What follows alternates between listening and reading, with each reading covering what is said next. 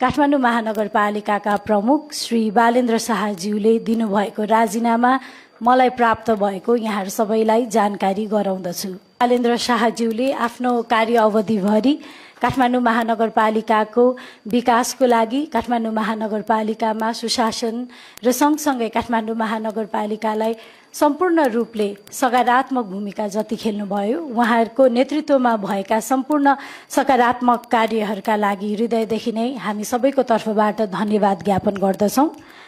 र यसैगरी उहाँले आगामी दिनमा पनि